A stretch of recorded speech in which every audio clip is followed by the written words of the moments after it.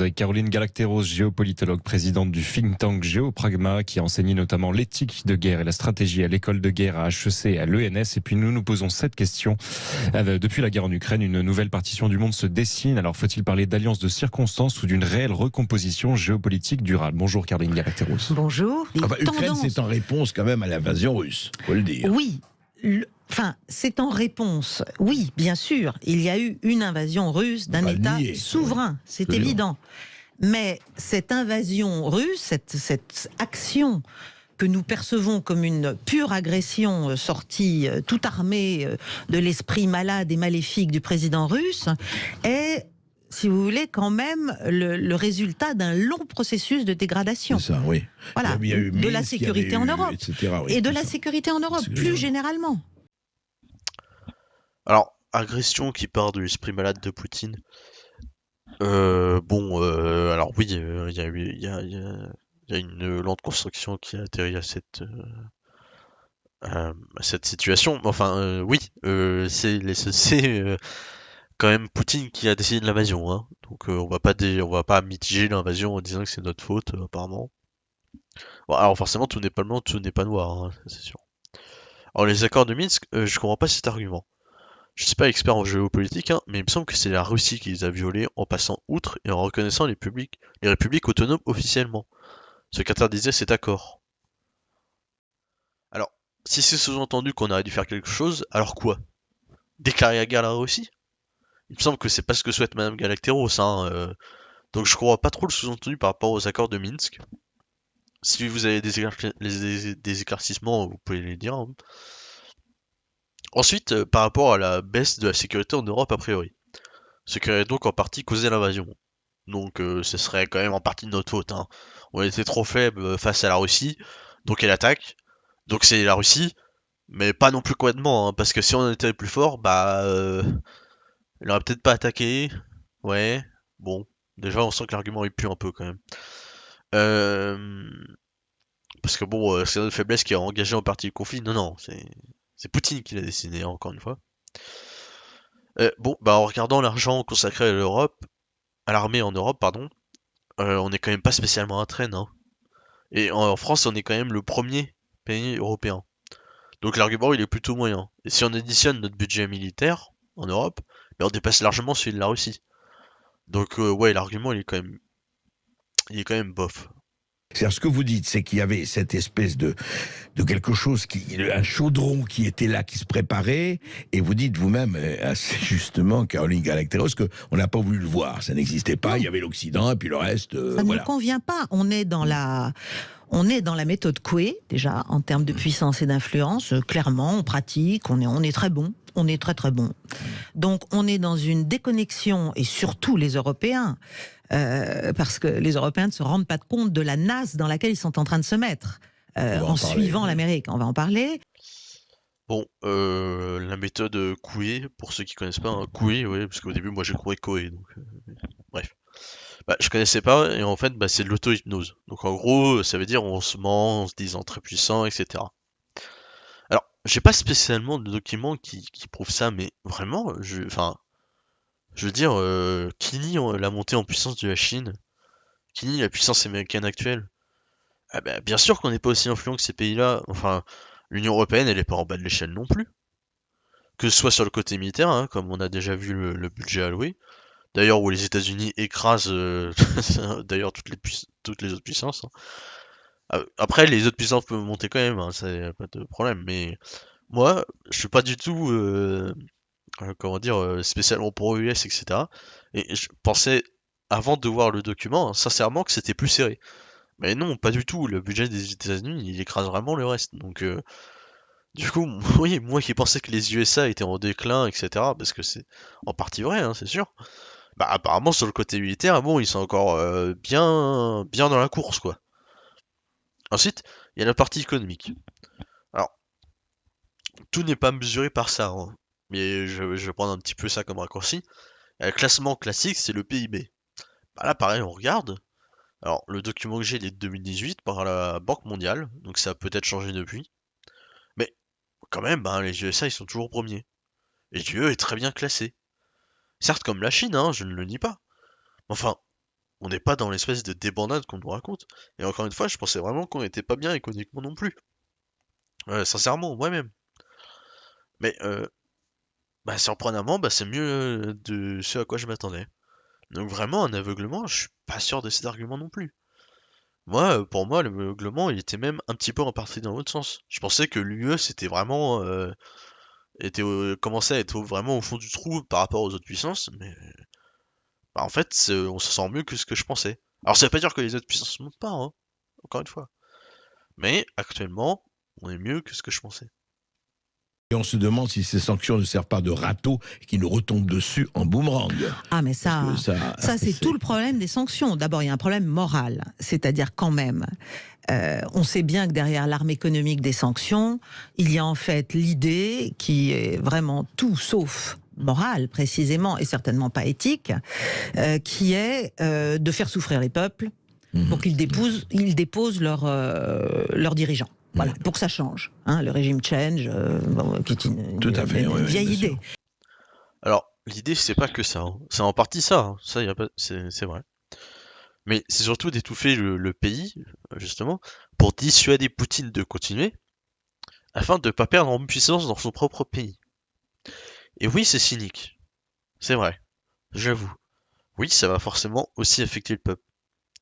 Mais, enfin, c'est la guerre, quoi. Et la guerre, bon, moi j'aimerais bien qu'elle ait pas lieu, ça c'est sûr, hein. Mais il y a forcément des trucs un peu cyniques dans la guerre. Et bah ouais, en fait, il y a une partie du but, c'est que le peuple se rende compte que quand son dirigeant prend des décisions, ça a de l'impact pour lui, hein. C'est pas voilà. Et surtout, en fait, la vraie question derrière ça, parce que on peut toujours critiquer et dire oui, c'est une mauvaise manière, etc. Ok.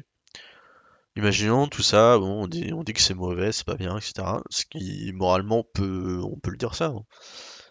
Le truc, c'est quoi l'alternative alors? Parce que là, on critique, mais l'alternative, c'est quoi du coup?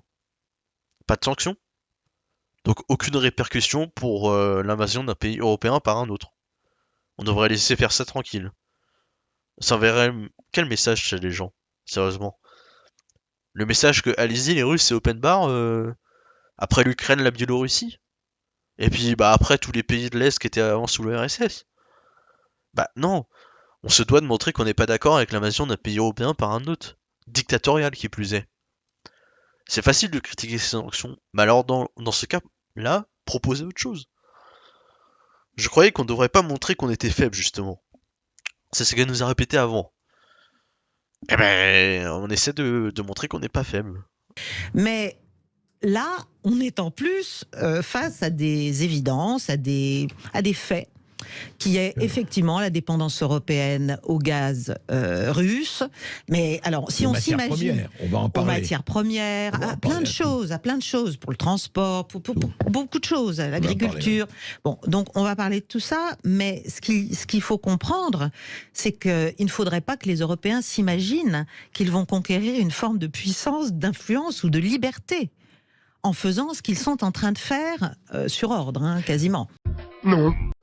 Bon, bah déjà, gagner la liberté, la puissance, etc. Non, hein, c'est pas le but, hein. Le but, c'est de faire des sanctions contre les Russes pour les dissuader d'attaquer n'importe quel pays, hein. Donc, c'est un peu une drôle de lecture. Bon, déjà, pour rappel, les premiers à prendre des sanctions contre les Russes, c'était pas les États-Unis, hein.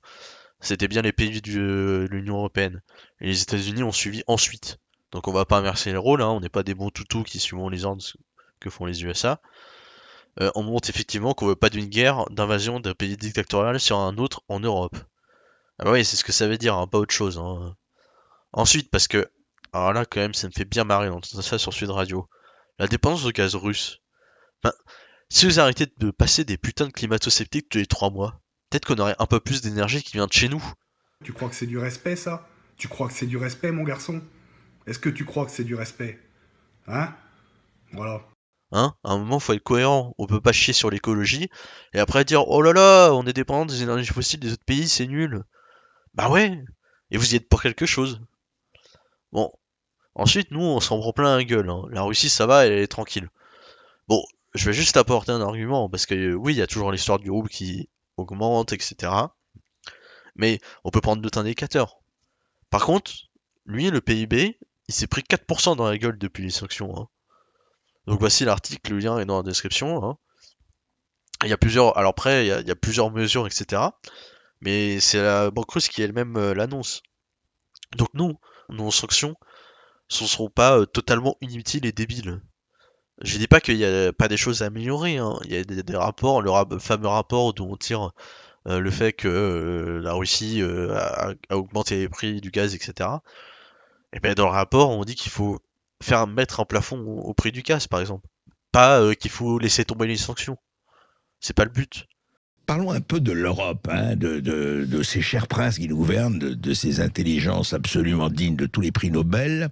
Alors, bilan de la présidence française de l'UE, dit par d'ailleurs un tweetos, je le cite, c'est amusant, c'est que l'économie russe est le rouble au plus haut, l'Europe rachète à l'Inde du pétrole russe beaucoup plus cher, importe du gaz de schiste US, relance d'ailleurs les centrales à charbon, hein, c'est intéressant, au nom de l'écologie évidemment triomphante. Oh, ta gueule. Non mais sérieusement quoi. On vient se plaindre de l'écologie qui n'est pas respectée. Mais eh oh, ding dong, on s'aimerait là-dedans. C'est vous les climato-sceptiques. C'est en partie de votre faute. Hein? La dépendance aux fossiles, hein? De la Russie ou des USA, ça vient de vous aussi. Hein? Donc faudrait pas inverser les rôles. Si vous donniez un petit peu plus de crédit justement à l'écologie et aux énergies renouvelables, peut-être qu'on en aurait eu un peu plus et qu'on serait un petit peu moins indépendant des autres pays. Parce que c'est le but aussi hein, de produire sa propre énergie. L'économie s'effondre, l'inflation ruine ménages et entreprises.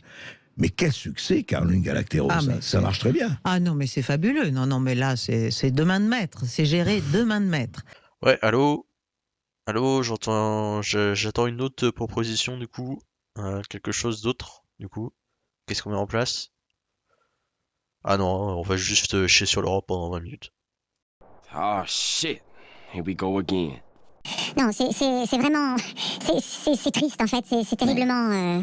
Pour moi, c'est extrêmement douloureux, à vrai dire, d'observer la manière dont on a compris, puis géré ce qui est en train de se passer. Et je pense qu'en fait, l'Europe est en pleine dissonance cognitive. Non seulement elle est en train de s'enfermer dans un piège d'une dépendance qui sera, à mon avis, bien plus redoutable que la dépendance au gaz russe, qui est la dépendance énergétique vis-à-vis des États-Unis. Ça va se faire sur quelques années, mais là, la bascule s'est opérée aussi.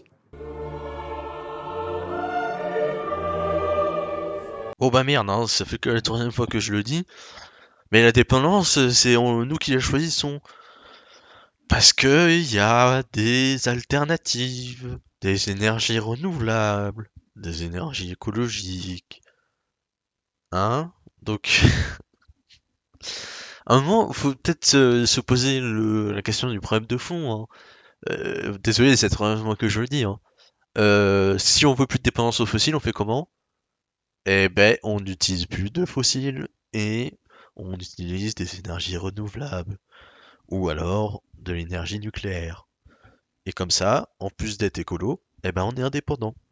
Parce qu'il faudrait s'attaquer au problème. C'est quoi le problème? Alors, déjà, il y a un problème d'équilibre stratégique en Europe. Il faut absolument que l'Europe ne s'imagine pas que sa vassalisation stratégique vis-à-vis des États-Unis va lui garantir une sécurité et un équilibre durable. Bah oui, c'est vassalisation, alors là on y va fort. Hein. Alors, je dis pas que stratégiquement on ne devrait pas être plus indépendant, hein, mais on n'est pas des vassaux. Bon, et cite pas d'exemple, hein, donc je vais le faire. Par exemple, il y a la guerre en Afghanistan, hein, où oui, l'OTAN a agi. Mais on a aussi des contre-exemples qui prouvent qu'on a encore des décisions militaires propres, comme l'intervention au Mali. C'est la France hein, qui a décidé, toute seule. Un vassal, ça prend pas de choix stratégique seul, je le rappelle au cas où. Hein. Second point, par exemple, la guerre en Irak par les États-Unis, bah on n'y est pas allé. Et encore une fois, si on serait vraiment un vassal, eh ben on serait automatiquement rentré en guerre. Parce que c'est ça la définition d'un vassal, pas autre chose. Donc il faut utiliser les bons termes. Qu'on soit sous une forme de certaine dépendance militaire par rapport aux États-Unis, peut-être. Une vassalisation militaire, non, c'est faux. Et en plus, on peut montrer qu'on a bien nos propres budgets, etc. On n'est pas juste là à rien faire pendant que les États-Unis s'occupent de tout. C'est faux. On a notre propre budget et on a un budget même très fort en France. Donc faut arrêter un peu de toujours utiliser des gros termes genre vassalisation alors que c'est pas le cas. Nous, on est en mort cérébrale Ah oui, vous stratégique. pensez, oui, on peut dire ça aujourd'hui. Ah oui, mort cérébrale stratégique aujourd'hui. clair, On ouais. est quand même, on ne comprend plus rien à ce qui se passe et on s'imagine qu'on agit alors qu'en fait on s'agite.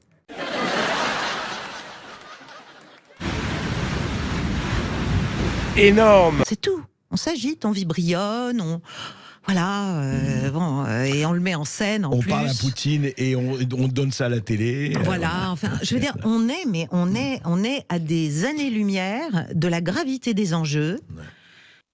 Bon bah je vais attendre les solutions hein, parce qu'apparemment là avec nos solutions là on n'agit pas, on s'agite, hein, énorme, c'est rigolo comme formule. Mais sans exemple ou sans solution ça veut rien dire parce que sinon oui ça veut dire qu'on agit vraiment, on fait des choses. On parle à Poutine, bah évidemment, vous voulez qu'on fasse quoi que non lui on boude. Enfin je comprends même pas où elle veut en venir. Enfin forcément qu'il faut continuer, enfin qu'on fait des choses diplomatiquement. Faut bien qu'on essaie de faire des choses diplomatiquement. Vous voulez faire quoi? Si ça c'est s'agiter, donnez-nous ce que c'est que vraiment agir alors. Et vraiment agir, ça va pas être genre déclarer la guerre à la Russie, hein, parce que apparemment que vous voulez des guerres nucléaires, mais il me semble pas que c'est ce que vous voulez. Donc voilà, pour l'instant j'attends encore des éléments, parce que là, à part dire que ce qu'on fait c'est de la merde, ben on sait pas ce qu'il faut qu'on fasse. De l'importance de nos atouts résiduels de puissance et d'influence, mais évidemment pour pouvoir les activer, les potentialiser, il faut du courage, il faut oser faire un pas de côté, il faut oser ne pas être d'accord en permanence avec tout ce qu'on nous balance comme consigne, il faut une posture et une action concrète qui va très au-delà de la téléphonie aiguë, quoi, si vous voulez. C'est pas à la hauteur du problème. Ce que tu dis n'a aucun sens. Bon, encore une fois, les solutions concrètes? Non, parce que là, on nous a dit d'activer nos chakras de stratège. On sait toujours pas ce qu'il faut faire. Donc j'attends. Ouais. Les Allemands tirent remarquablement leur épingle du jeu. Et ça aussi, c'est une bascule géostratégique interne à l'Europe qui est en train de se consolider et d'apparaître de plus en plus clairement avec le nouveau chancelier. Non seulement l'augmentation à la faveur de la guerre en Ukraine de 100 milliards du budget de l'armement, mais des déclarations de plus en plus, on va dire, désinhibées Oui, c'est vrai. sur la vocation On centrale. fait plus profil bas sur le plan on là. fait plus profil bas et on explique qu'on est la puissance centrale. Voilà, et qu'on est la première économie européenne, déjà, on le rappelle quand même. Et que donc, en conséquence, il va falloir trouver une cohérence stratégique avec cette domination économique. Et l'Allemagne est devenue vraiment, à mon avis, le pion américain. Elle l'est depuis toujours. Bon, j'ai pas tout compris, peut-être que je suis con, hein, mais elle passe 5 minutes, enfin, elle passe 1 minute à dire que l'Allemagne, oh là là, est devenue puissante, elle fait ses propres déclarations, etc. Et juste après, elle dit non, c'est un pion américain. Pas compris. Ouais. Mais là, il est clair que c'est une manière aussi de brider, à travers le couple franco-allemand moribond, on le voit en matière d'armement, là, nettement, c'est une façon aussi de brider la France et ses éventuelles velléités d'avoir un discours un peu martial. Mais de toute façon, pour avoir un discours martial, déjà, il faudrait avoir des armées suffisamment remusclées. Et deuxièmement, il faut prendre la mesure de ce que nous pourrions faire en tant que France à l'aune du réel stratégique. Alors, je vais vous remettre le graphe sur le budget militaire en milliards de dollars. Ouais, c'est vrai que la France, elle est, voilà, là, elle est 6e. Elle est vraiment au fond, mais au fond du classement mondial. Hein. Pouah, qu'est-ce qu'elle va pouvoir faire comme ça non, mais juste 6e mondial du budget militaire, quoi. Non, mais voilà. Hein? Donc, faudrait peut-être se faire un peu une meilleure armée, quoi. Je sais pas, faites comme les États-Unis, allez-y, foutez 700 milliards dedans, quoi. Allez, on y va, quoi. Parce que sinon, on n'est pas. Apparemment, sinon, on n'existe pas militairement, donc. Bon, ensuite, un discours martial français. Un discours martial français. D'accord. Alors certes, alors là je pose juste la question, c'est vraiment ce qu'on a envie? Avoir un discours martial? Genre je sais pas, et dans quelle mesure un discours martial? Alors on va pas augmenter notre puissance militaire et dire ouais, à l'Espagne, attention, on va vous déclarer la guerre parce qu'il y a des bases que chez vous et puis il y en a aussi chez nous, hein. Non, la France elle a pas forcément de, de, de prétentions martiales énormes. C'est pour ça qu'elle n'a pas forcément besoin d'un budget de 700 milliards de dollars alloués dedans. On n'est pas là pour faire peur aux voisins et leur déclarer la guerre s'ils sont trop faibles. Hein? C'est la Russie, ça, c'est pas la France. Ou alors, bah, c'est peut-être ce qu'elle souhaite. Et on pourrait faire des Et choses. on peut faire des choses. Et bien sûr qu'on aurait pu faire des choses. Enfin, nous étions quand même une puissance garante des accords de Minsk. Bon, qu'est-ce qu'on en a fait? Rien. Ok, ça va commencer à être une habitude, mais solution concrète? Non? Hein? C'est quoi la solution concrète? C'est on déclare la guerre à la Russie?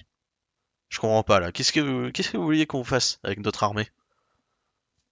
Sérieusement? Caroline Galacteros, quels seraient aujourd'hui, compte tenu, bon, on peut toujours rêver, mais quels seraient aujourd'hui les atouts de la France? Vous seriez, vous, justement, vous et quelques autres, au gouvernail, je dirais, aux commandes, qu'est-ce qui pourrait encore être fait compte tenu de ce qui se passe en Europe et de la division et du basculement mondial aujourd'hui? Quelle est la marge de manœuvre de la France de ce point de vue-là?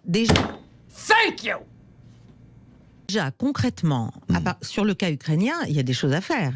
Il faut se désolidariser, à mon avis, de l'escalade que nous sommes en train de nourrir depuis maintenant 4 mois. Hein, escalade militaire quand même de plus en plus grave, de plus en plus lourde. C'est-à-dire on est en train vraiment de polariser la situation et la France le fait comme les autres et même un peu plus que certains. Ah putain, voilà. Donc après environ 16 minutes sur 40 minutes, on va dire, de vraie interview. Donc on a eu 16 minutes où on a craché sur la gueule de tout le monde. Maintenant, vraie solution, on se désolidarise de l'Ukraine. Voilà, hein. On laisse la Russie faire ce qu'elle veut tranquille. Hein. On va pas non plus l'empêcher d'envahir des pays, quoi. On est où là? Hein? Mais vous avez vu une chose magnifique, vous savez qu'on a livré des canons César à l'Ukraine, qui valent je ne sais pas combien de millions, et ça y est, des Ukrainiens sont en train de le revendre aux Russes. Oui, mais bien sûr. Ah, mais ça, le business is business, hein, c'est comme en Bosnie-Herzégovine dans les années 90. Hein. Vous savez, à quelques kilomètres de Sarajevo, vous aviez un marché sur lequel tous les belligérants qui s'étripaient joyeusement dans tout le pays au même moment se revendaient leurs armements les uns les autres. Hein. Alors là, bon. Très donc voilà, bon. Bon bah ça démontre pas grand chose à part qu'il y a forcément des connards qui vont profiter de la guerre. Hein. Voilà, c'est la triste réalité. Et oui, ça a été le cas dans énormément de guerres. Bah, c'est triste, hein, le cynisme par rapport à la thune et tout, mais ça démontre rien, encore une fois. C'est pas parce qu'il y a quelques armes qui sont détournées qu'on devrait tout arrêter. Ensuite, il est évident qu'on devrait, pour moi, on devrait être à l'initiative de propositions sérieuses, crédibles, adaptées, vis-à-vis du président Poutine, vis-à-vis de la Russie, pour neutraliser, finalement, c'était son exigence, et c'est une vieille exigence, ça fait des années qu'il en parle. Pour neutraliser stratégiquement l'Ukraine. Neutraliser, ça veut pas dire détruire, justement. Non, ça veut dire faire en sorte qu'il y ait de nouveau une zone, que ce pays soit un pays tampon. Ça ne veut pas dire qu'il n'a pas le droit... Non, qu'il soit indépendant, voilà, autonome et tampon. Qu'il comprenne que sa neutralité est sa protection. Donc voilà. Voilà, c'est plus la faute de Poutine, c'est la faute de l'Ukraine. Hein. Et ouais. Eh bah ouais, hein, elle a voulu chercher... à avoir une protection par des gens, hein, alors que bon, je comprends pas tout ce qui s'est passé, c'est qu'elle s'est fait envahir la Crimée, qu'il y a des républiques autonomes qui sont autoproclamées pour rejoindre la Russie. Franchement, elle avait qu'à rester à sa place de zone tampon, et puis à se faire gentiment grignoter, voilà, hein, son pays. Je veux dire, nous on serait à leur place, ben, on ferait pareil, non? Hein? Par exemple, il y a l'Espagne qui décide de nous envahir. Ah ben, on lui laisse les Pyrénées, par exemple. Hein? on les laisse avancer jusqu'aux Pyrénées, et puis on sert de zone tampon avec les autres pays, et on ferme notre gueule. Et on cherche pas à avoir de la protection d'un autre pays, non, non. On la ferme, on prend les coups, on prend les invasions, et surtout, on dit rien, et on fait pas comme si on était un vrai pays, quoi. Parce on est une zone tampon, on n'est pas un vrai pays, d'accord? Allez, on va le dire, que là, militairement, la Russie gagne, en tout cas, et je ne sais pas si la guerre est gagnée, c'est pas le problème, et je n'ai pas de point de vue de parti, c'est pas une question de morale, c'est une question de regarder les faits. La Russie est en train de gagner la guerre, en tout cas sur le Donbass et compagnie, on voit bien ce qui est en train de se passer, et je crois qu'il n'a jamais été question pour elle d'occuper toute l'Ukraine, etc. Enfin, j'en sais rien. Bon, après, voilà, la vidéo, elle date de juillet. Nous, on sait ce qui se passe maintenant. Bon, la Russie, elle envoie 300 000 réservistes, alors qu'elle contrôle quand même certains territoires en Ukraine déjà. Donc, est-ce qu'il y a une volonté d'aller plus loin? Peut-être, quand même. Et puis, on peut pas dire que pour le moment, ce soit une victoire éclatante si elle commence à avoir recours à 300 000 réservistes. Bon, alors je sais que voilà, nous c'est plus facile de lire ça avec l'avance qu'on a dans le temps. Enfin, en termes d'expertise géostratégique, là on n'était pas à fond au niveau prévision, quoi. Il ne s'agissait évidemment pas d'envahir l'Ukraine. On n'envahit pas l'Ukraine avec 160 000 hommes. Voilà, on se calme. En revanche, c'est en réponse. Oui, bien sûr, il y a eu une invasion russe d'un État souverain. C'est évident. Elle a empêché l'offensive ukrainienne, qui elle était en préparation. On a retrouvé l'ordre d'opération à Gostomel, etc. Bon, il n'y a rien qui vous choque là.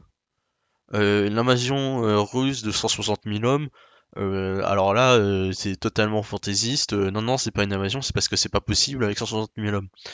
L'Ukraine, par rapport à la Russie, c'est nada, c'est rien. En termes de puissance militaire, normalement. Là, elle arrive très bien à se défendre, a priori. Mais dans l'idée, tu lances une guerre contre la Russie, faut quand même, voilà, faut que tu sois quand même une très très bonne puissance, quoi. Dans l'idée, en tout cas, si t'as l'intention de la gagner. Donc, je trouve ça quand même bizarre que l'argument il passe dans un sens, mais pas dans l'autre, hein. Parce que là, l'argument on peut l'utiliser dans l'autre sens, hein. L'Ukraine qui voulait envahir la Russie, vraiment, vraiment. Et puis, si on regarde les faits, par rapport à Hostomel, hein, de ce que j'ai trouvé, c'est juste que les États-Unis ont prévenu l'Ukraine qu'il allait probablement avoir une attaque de la Russie, et que s'il y avait une attaque, ça commencerait en partie par Hostomel. C'est tout. Il n'y a pas de truc à Hostomel, il n'y avait pas une armée de 1 million d'Ukrainiens qui se préparaient à l'attaque. Non, ça n'a rien à voir. Donc, et vraiment, on est en train de retourner la charge là quand même, hein. On est quand même en train de dire que l'Ukraine avait pour but d'envahir la Russie, et que, oh là là, la pauvre Russie, elle a dû... Alors, elle aurait pu juste se défendre, hein, parce que bon, contre l'Ukraine, a priori, elle aurait pas eu trop de mal à empêcher d'être envahie, hein, je pense. Mais non, elle a décidé de envahir elle-même l'Ukraine par prévention.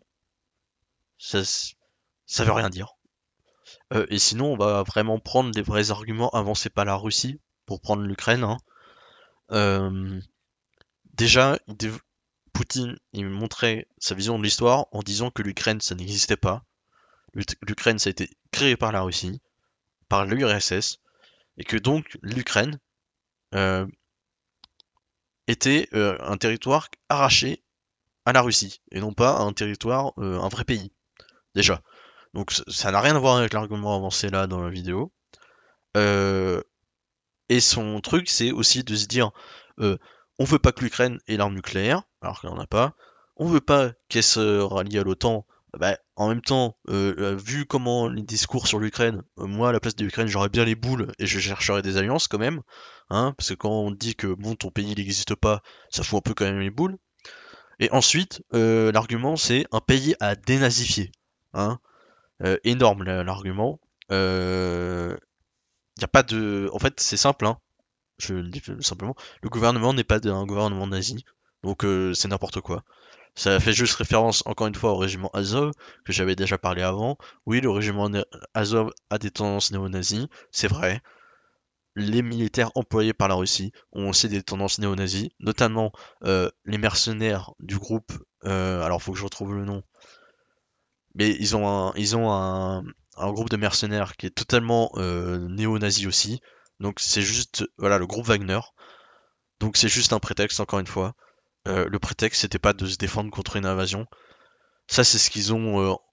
Ça, c'est ce que les républiques autonomes ont voulu démontrer. Qu'ils ont dû évacuer parce qu'ils avaient peur d'une attaque de l'Ukraine. Sauf que je vais remettre le document, mais il y a un document de presse qui montre que c'est la BBC qui montre que a priori les vidéos qui tournaient l'évacuation des républiques autoproclamées a été tournée avant, genre 2 ou 3 jours avant qu'elles passent. Genre elles ont été programmées hein, comme ça, donc ça n'a pas du tout, du tout été fait dans l'urgence, vu qu'ils ont fait les vidéos à l'avance. Donc voilà, il n'y avait pas d'invasion ukrainienne, c'est totalement fantaisiste de penser ça. À quel moment l'Ukraine pourrait gagner contre la Russie en l'envahissant? Ça n'a aucun sens. Vraiment, ça n'a aucun sens. Pour se défendre contre la Russie, oui. Envahir la Russie, évidemment que non. Bon, sur le Donbass, donc elle a entre guillemets préempté le problème. Non. Et puis après, elle a eu des options tactiques qui étaient justement pas de bombarder, de faire du tapis de bombes, etc.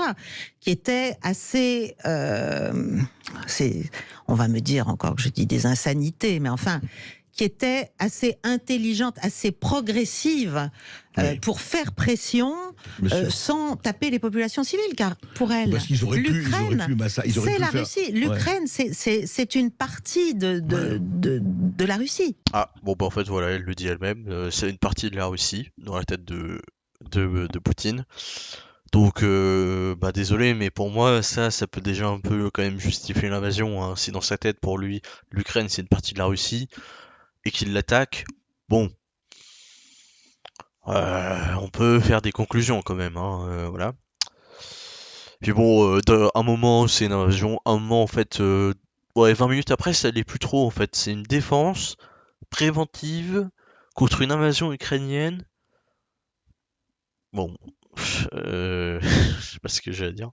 Là, on est carrément dans... alors, si on résume, l'Ukraine, ils ont été méchants parce qu'ils ont voulu attaquer les républiques autonomes et aussi la Russie. Acte complètement fou à faire. Parce que, bon, tu t'attaques quand même une puissance qui a l'arme nucléaire et pas toi. Deuxième point, la Russie, pauvre Russie, hein, ah putain, elle est obligée de se défendre. Alors, elle fait une défense préventive, hein, même si elle considère que l'Ukraine, c'est la Russie. Mais bon, elle se défend contre elle quand même. Alors, elle avance l'argument que c'est pour pas qu'elle ait la bombe nucléaire, c'est pour pas qu'elle appartienne à l'OTAN, c'est pour qu'elle soit dénazifiée. Mais apparemment, dans Sud Radio, on apprend que c'était pour contrer une offensive ukrainienne. Bon, même la Russie, elle n'utilise pas spécialement cet argument, donc bon, bof quoi.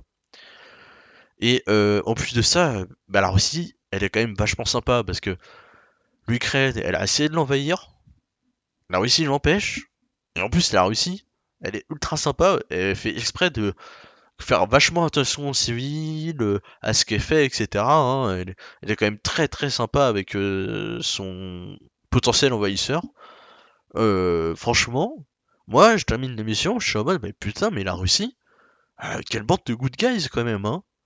Les mecs, ils ont rien. Enfin, là, il y a rien à se reprocher. Hein. Les mecs ont failli se faire envahir. Ils sont sympas avec l'envahisseur, ils sont sympas avec les civils. Ils veulent pas prendre l'Ukraine alors que ça avait pour eux dans leur tête c'est la Russie. Enfin, franchement, nickel. Il y a rien à redire là. Mais c'est incroyable ce discours. On devrait donner ça à tout le monde. Pourquoi personne se rend compte que en fait la Russie c'est des ultra bons gars et tout le monde est fou. Alors concernant les crimes commis en Ukraine, il peut en avoir des deux côtés, hein. Mais alors vous pouvez aller voir sur la page Wikipédia qui s'appelle Crimes de guerre lors de l'invasion russe de l'Ukraine. Et là, on voit des choses faites par la Russie qui sont loin que de ce que décrit la madame là. Parce que là, pour elle, limite, genre les civils ils sont tranquilles pépouses, mais c'est n'importe quoi, putain. La Russie, elle a visé des couloirs d'évacuation humanitaire volontairement, pour pas que les gens puissent s'enfuir. Ah, ça c'est sympa avec les civils. Elle a bombardé une centrale nucléaire. Waouh, ça aussi c'est putain de sympa avec les civils, hein. Si la centrale nucléaire elle explose, forcément ça va toucher que des militaires ukrainiens, hein. Tout le monde sait que la radiation, ça vise que les militaires, hein. Ça marche comme ça. Elle a bombardé et attaqué des hôpitaux. Enfin, il faut quoi de plus pour dire que les Russes ils font des crimes de guerre?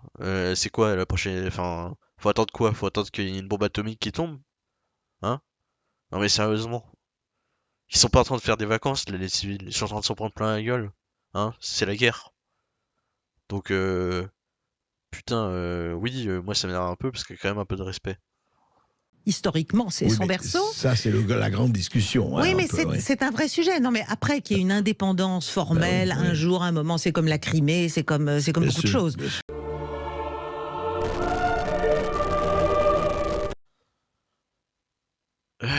Bon, ben... maintenant, on retire les arguments de la Russie pour justifier l'invasion russe.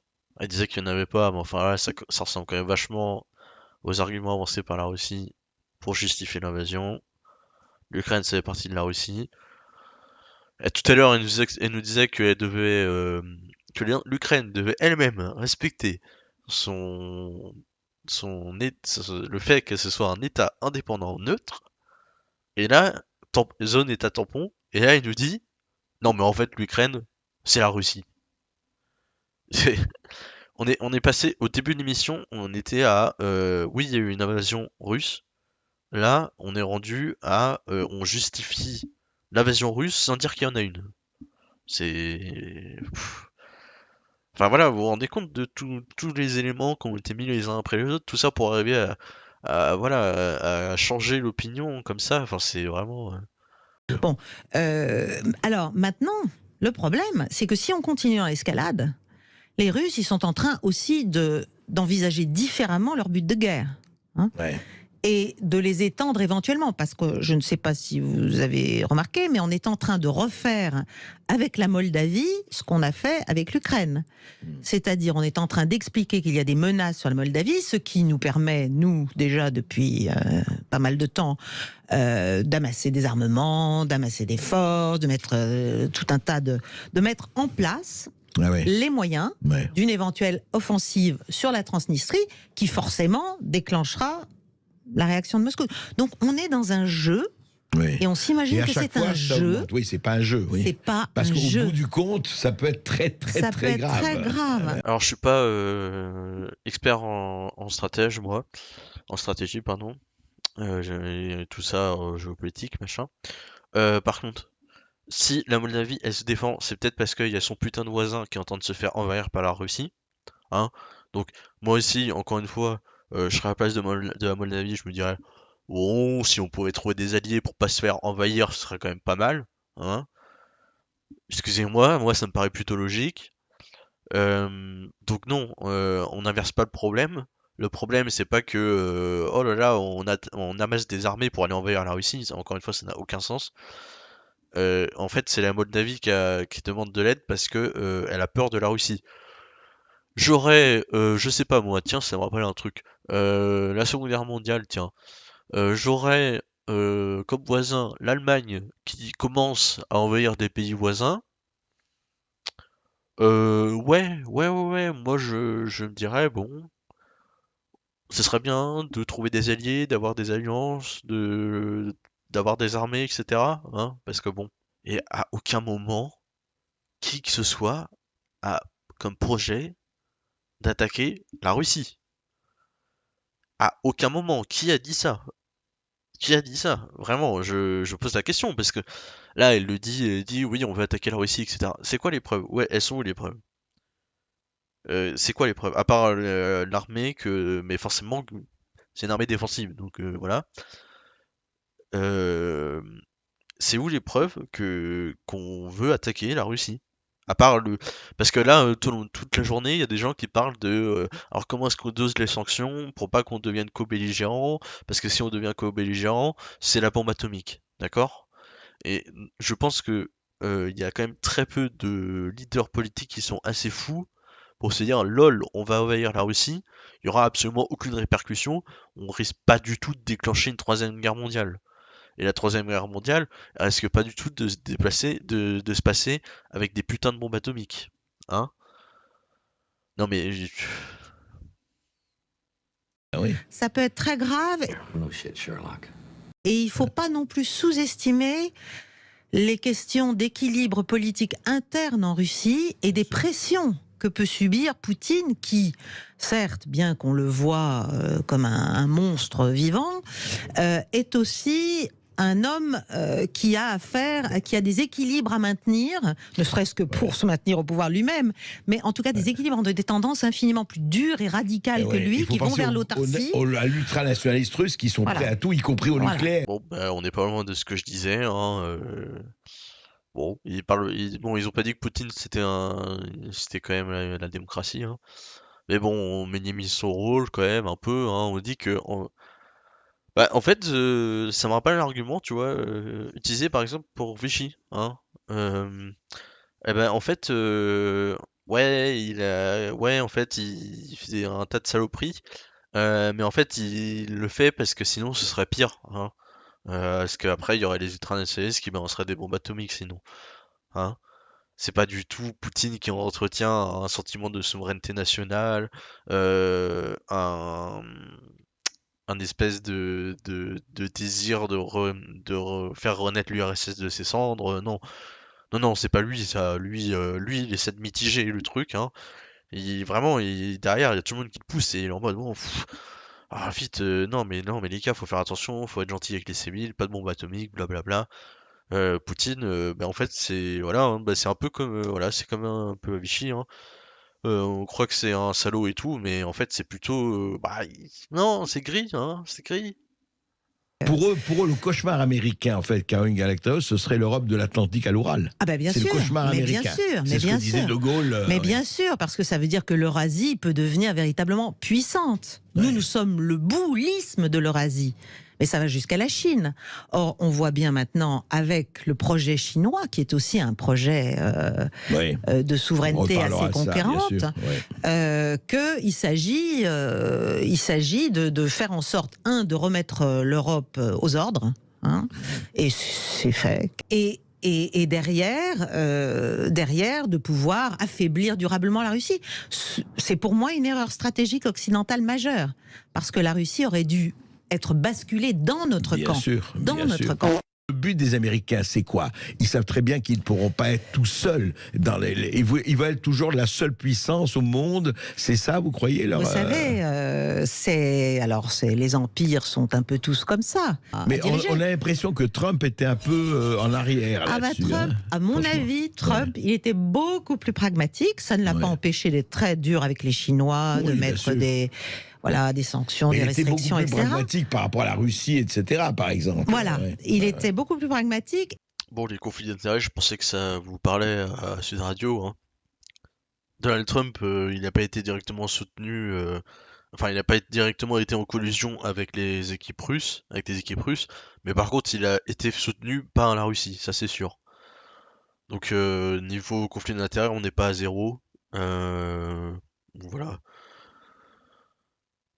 Et puis, je sais pas pourquoi on sort Donald Trump du placard, hein, on lui a rien demandé. Et ça n'était pas, je dirais, il cherchait pas à faire des guerres partout. Voilà. Mais il faut savoir que le courant néoconservateur, c'est un courant quand même au départ qui prend ses racines du côté démocrate, hein, pas du côté républicain. Oui, c'est vrai. Voilà, donc après ça a essaimé, ça infuse, et il y en a partout, y compris chez nous d'ailleurs. Mais au départ, c'est plus les démocrates que les républicains. Bon, déjà hors sujet total, hein, je vois pas le rapport avec la géostratégie et la Russie. On glisse une espèce de petite, je sais pas quoi, une pique par rapport à Donald Trump, j'en sais rien. J'ai cherché c'est quoi le néoconservatisme. Alors le néoconservatisme, selon Wikipédia, du coup en fait c'est totalement originaire des républicains, avec par exemple comme le plus représentatif apparemment Ronald Reagan, hein, donc vraiment un démocrate total, hein. Bon, voilà. Je suppose que c'était la meilleure manière de terminer leur émission, hein, sur un truc qui a aucun rapport et où c'est faux. En tout Voilà. cas, c'est absolument fascinant ce qui se passe et vous l'analysez très bien. Bon, alors je vais faire une espèce de petite conclusion à tout ça quand même. Parce que là, c'est une des plus grosses vidéos que j'ai fait avec 45 minutes. Je réagis à chaud, hein, comme ça, j'ai pas de script, rien. Donc je vais peut-être dire des conneries ou là, des choses que je vais regretter après, mais. Donc on a passé 45 minutes, voilà, donc en termes d'émission, je crois qu'on est. Alors j'ai pas vérifié, mais on doit être à 30 minutes environ, peut-être quelque chose comme ça. Conclusion de ce qu'on nous dit. Alors, au début, on nous dit qu'effectivement, il y a bien eu une invasion russe, mais en fait, on passe l'épisode entier à le réfuter, pour dire qu'à la fin, c'est carrément, en gros, enfin, c'était limite une offensive de l'OTAN, quoi, hein, on était rendu à ce stade-là. Euh, bon, alors il y a très peu de preuves qui sont apportées, même quasiment aucune, hein.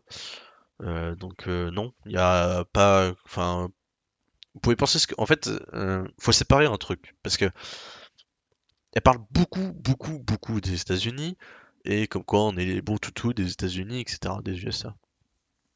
Je vais, alors, comme d'habitude, je vais pas spécialement donner mon avis, etc., mais on peut, en tout cas, avoir aucune sympathie pour les États-Unis, hein, vous avez le droit. Il y a plein de choses qu'ils ont fait, c'est n'importe quoi. Il y a plein de problèmes, des affaires avec la CIA, des trucs comme ça. Franchement, voilà, les États-Unis, c'est pas du tout des modèles d'ange non plus, hein. Je dis pas le contraire. Mais il y a une différence. Enfin, c'est pas parce que on a un sentiment anti-américain que pour le coup, la Russie, ça devient des gentils bonhommes qui sont en train de se défendre contre le méchant OTAN qui veut leur faire du mal. En fait, le monde il est très gris. Enfin, c'est une expert en géopolitique quand même. Enfin, je pensais qu'il, enfin, en géostratégie, pardon. Bon, et doit savoir que tout ça c'est du gris. Donc non, on est parce que là le problème c'est qu'on atterrit à la fin. Alors forcément on vous le dit pas tel quel. Enfin c'est quand même sous-entendu que bon les Russes en gros, voilà ils tapent pas sur les civils, ils se sont défendus de l'invasion ukrainienne. Franchement, les mecs ils sont cool, hein, ils sont rigolos à la fin, hein. Pourtant c'est pas le cas. Et c'est pas ce qu'on vous dit au début de l'émission, mais c'est ce qu'on va tenter de modifier pendant toute l'émission. Euh, Petit à petit, aller de plus en plus loin, de plus en plus, jusqu'à voilà, aller à l'hypothèse carrément que l'OTAN aurait ou voudrait, même avec la Moldavie, envahir la Russie, ce qui n'a absolument aucun sens. On ne veut pas déclencher une guerre mondiale, une guerre atomique. Ça n'a pas de sens. Encore une fois, ça vous empêche pas de pas aimer les États-Unis, ça y a pas de problème. Voilà, je dirais ça, et ouais, bah le truc c'est qu'on n'a pas beaucoup, encore une fois, on n'a pas beaucoup de preuves ou d'éléments à apporter. Euh, c'est que du. Alors je sais que c'est une des émissions où j'ai fait le moins de preuves, c'est vrai. Et il y a beaucoup d'arguments oraux. Mais bon là, voilà, on n'a aucun, on n'a rien. Alors que pourtant c'est pour présenter une thèse qui est pas la thèse la plus mainstream, on va dire. Et c'est aussi ça le truc, c'est pas parce que c'est une thèse qui est pas mainstream que c'est une thèse qui est vraie, hein. Alors, de se poser des questions, voilà, de pouvoir mitiger certains propos, mais inverser la charge, c'est quand même balèze, quoi. Bon, bref, je vous avoue que c'est une émission qui m'a bien fatigué, et en plus, que j'ai trouvé quand même assez lourde, parce que franchement, sur les 30 minutes, il y a genre 15 minutes où c'est les États-Unis, c'est des connards. Oui, c'est bon, on a compris au bout de 5 minutes, on n'est pas obligé de le répéter pendant la moitié de l'émission, quoi. Voilà. Bon, ben, alors comme dit Monsieur Markov, faites votre propre avis, parce que bon, quand il n'y a plus d'esprit critique, hein, voilà. Même si en général, l'esprit critique est pas hyper présent de son côté, mais bon. Bref, voilà, faites pour votre propre avis. Voilà, allez voir les documents que j'ai mis, ne me croyez pas forcément sur parole, ne croyez pas sur parole la personne qui parle sur la radio parce qu'elle dit qu'elle est experte en géostratégie, etc. Ça veut pas dire qu'elle a forcément une analyse qui est vraie. Euh, voilà, à plus pour, pour une prochaine vidéo.